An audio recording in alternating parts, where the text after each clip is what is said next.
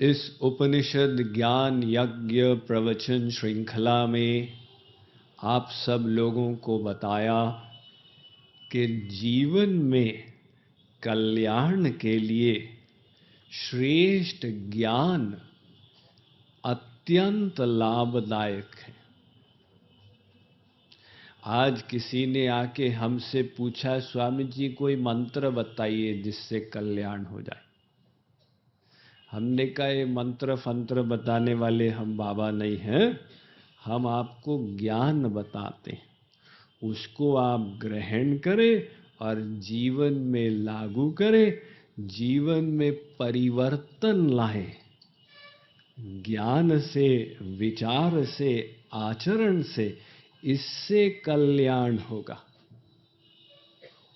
तो वो ज्ञान प्राप्ति के लिए हम वेदों की ओर बढ़े और वेद रूपी समुद्र में से हमने उपनिषद भाग को लिया और उसमें से भी तैत्तिरीय उपनिषद को इस श्रृंखला का विषय बनाया। तो तैत्तिरीय उपनिषद से हमने समझा भगवान कौन है, जिससे ये संसार प्रकट हुआ, जिसमें ये संसार स्थित है और जिसमें ये संसार लीन होगा। उस भगवान को हमें अपना परम चरम प्रयोजन बनाना, क्योंकि वो आनंद सिंधु है, हम उसके एक बिंदु हैं। तो हमारे अंदर आनंद की सहज कामना है। ये कामना की संतुष्टि एकमात्र भगवान के अपौरुषेय, अपरिमेय दिव्यानंद की प्राप्ति से ही होगी। तो भगवत प्राप्ति के लिए हमें भगवान से योग करना। हमने तैत्तिरीय उपनिषद के माध्यम से समझा कि भगवान से ऐसा योग हो कि बाल भर का अंतर भी न रहे। ये शरणागति के 6 पॉइंट आप लोगों को बताए।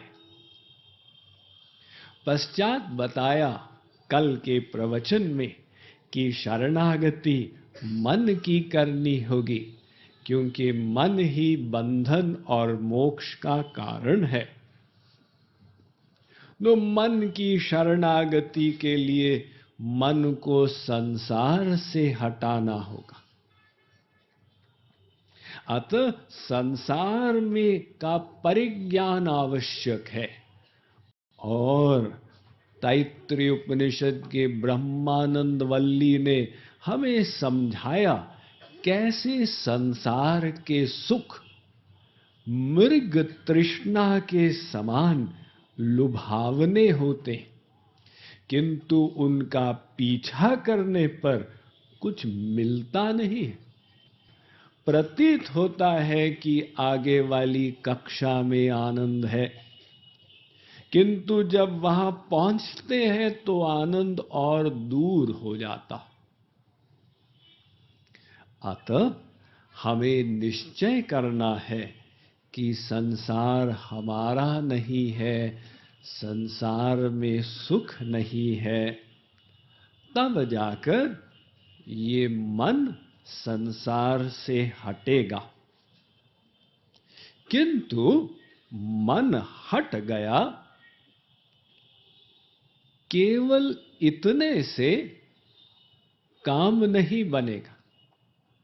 मन के हटने का मतलब हमारा विपरीत दिशा में भागना बंद हो गया। आपको जाना था ब्रह्मपुर से भुवनेश्वर की तरफ और आप श्रीकाकुलम की ओर जा रहे थे। किसी ने पूछा कहाँ जा रहे हो? भुवनेश्वर। अरे ये भुवनेश्वर की सड़क नहीं है। नहीं है, रुक गए। तो क्या रुकने से भुवनेश्वर आ जाएगा? रुकने का मतलब विपरीत दिशा में भागना बंद हो गया। अब पता लगाओ कि भुवनेश्वर की सड़क कौन सी है। सही दिशा कौन सी है, फिर उसमें जाओ ताकि गंतव्य स्थान आए। इसी प्रकार से हमको आनंद चाहिए और हम आनंद के लिए संसार में भाग रहे हैं, और हमको पता चला संसार में आनंद नहीं है, तो हम मन को संसार से हटा दिए। अब क्या हटाने मात्र से भगवान मिल जाएंगे? अब पता लगाओ ये मन को भगवान में कैसे लगाएंगे, अर्थात साधना कैसे करेंगे। तो साधना के लिए हमें एक सद्गुरु की आवश्यकता पड़ती। आज हमें ये सद्गुरु के विषय पर विचार करना। वैसे तो तैत्तिरीय उपनिषद का प्रारंभ यही से होता है, श्री गुरुभ्यो नमः। ये पहले वल्ली के पहले अनुवाक का पहला मंत्र। हम श्री गुरुदेव को नमस्कार करते हैं, और तैत्तिरीय उपनिषद की जो पहली वल्ली है, शिक्षा वल्ली, इसमें गुरु के द्वारा शिष्य को शिक्षा दी गई। यानी तैत्तिरीय उपनिषद गुरु की महिमा से ही प्रारंभ होती। हमने समझाने की दृष्टि से क्रम को उल्टा कर दिया और अब गुरु तत्व पे आए। तो ये गुरु तत्व की आवश्यकता क्या है? गुरु तत्व, गुरु होता कौन है और गुरु को हम कैसे प्राप्त करेंगे, इन सब बातों पर हम लोग आज थोड़ा विचार करें। आवश्यकता ये है कि अनादिकाल से हम जीव अज्ञान से युक्त हैं। हमको आनंद चाहिए, दुखी हैं। मन के कारण काम, क्रोध, लोभ, मोह हमको सताते हैं। हम जीवन चाहते हैं, मृत्यु की ओर बढ़ते चले जाते हैं। ये सब बातों से सिद्ध होता है कि अंदर अज्ञान भरा हुआ। अब वो अज्ञान को मिटाना ये बहुत आवश्यक है। वेद व्यास ने कहा, अज्ञान मेवास्य ही मूल कारणम। मनुष्य के सब दुखों का मूल कारण उसका अज्ञान है। यदि अज्ञान मिट जाए, सब समस्याएं हल हो जाएं।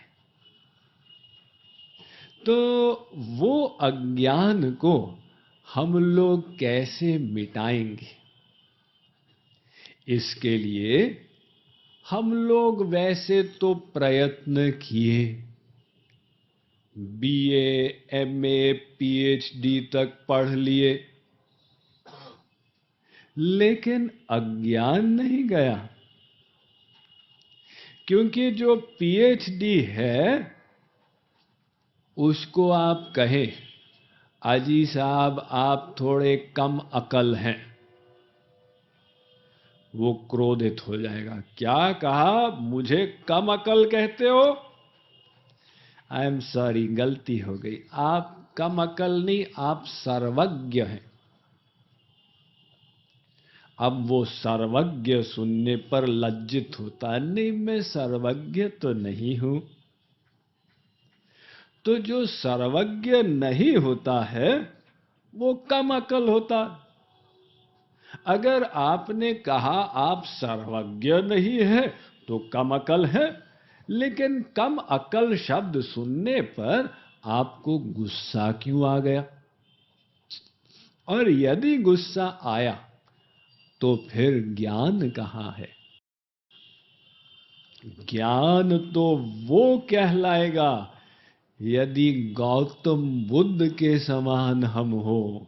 एक व्यक्ति गौतम बुद्ध को आकर गाली देने लगा। 1 घंटे तक देता गया, गौतम बुद्ध सुनते गए। 1 घंटे के बाद वो आतताई व्यक्ति थक के चुप हो गया। गौतम बुद्ध ने अपने शिष्यों को कहा कि इसको जरा पानी पिलाओ, भोजन करा दो, शक्तिहीन हो गया है, फिर से शक्ति का संचार हो, फिर से प्रारंभ करे। अब वो व्यक्ति को आश्चर्य हुआ। उसने कहा, महाराज आप लकड़ी के बने हैं कि पत्थर के बने? हमने आपको इतना कह दिया, आपने ये भी नहीं पूछा कि भैया मैंने तुम्हारा क्या बिगाड़ा था? गौतम बुद्ध ने कहा, देखो, अगर तुम किसी व्यक्ति को कुछ उपहार दो और वो व्यक्ति उसको स्वीकार न करे, वो उपहार किसके पास रह जाता है? देने वाले के पास रह जाता। तुमने जितना 1 घंटा दिया मैंने उसको लिया ही नहीं, ये मेरी इच्छा। उन्होंने लिया ही नहीं शब्द थे, ये ज्ञानवान थे। किंतु हम लोग कोई क ख ग घ बना के कुछ एक शब्द बोल दे, गधे हो, बस आग लग गई। तो वो ज्ञान कहाँ है? अतः हमें विचार करना होगा कि अभी अज्ञान के कारण हम काम क्रोध लोभ मोह से ग्रस्त हैं और इस अज्ञान को मिटाने का तरीका निकालना। तो वो अज्ञान कैसे जाएगा? वेद व्यास कहते हैं, अनाद्य विद्या युक्तस्य पुरुषस्यात्मवेदनम स्वतो न संभवादन्यस्तत्वज्ञो ज्ञानदो भवेत्। वे कहते हैं कि जीव अपनी बुद्धि से अपने अज्ञान को नहीं मिटा सकता, चाहे वो कितना भी बुद्धिमान हो। उसकी बुद्धि अज्ञान को मिटाने में समर्थ नहीं है। क्यों? क्योंकि अज्ञान बुद्धि में ही तो है। वो गड़बड़ बुद्धि अपनी गड़बड़ी को स्वयं ठीक नहीं कर सकती।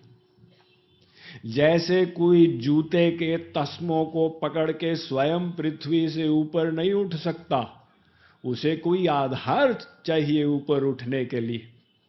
इसी प्रकार से ये गड़बड़ बुद्धि हम लोगों की है।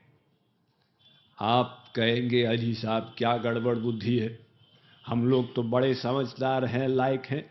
ना ना, हम मायाधीन है ना, माया के अंडर में है।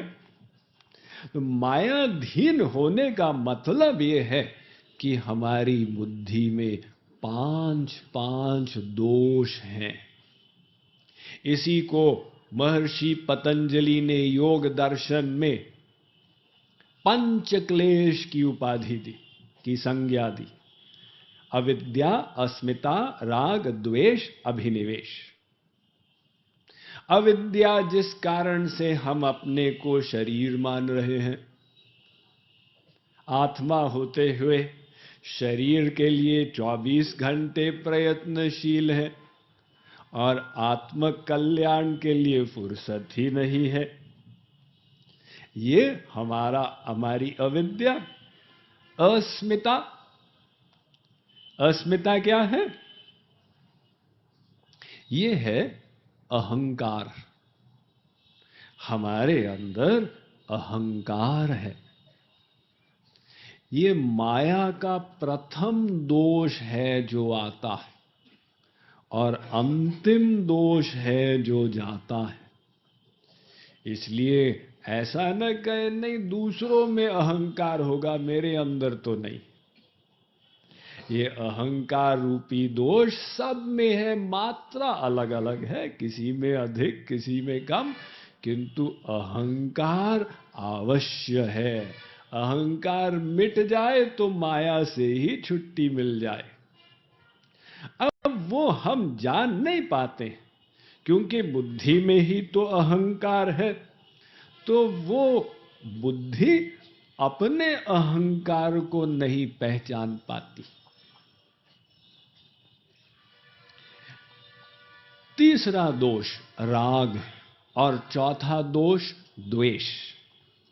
संसार में आसक्ति और संसार से वैर भाव, ये भी दोष। और पांचवा दोष अभिनिवेश, मरने का भय।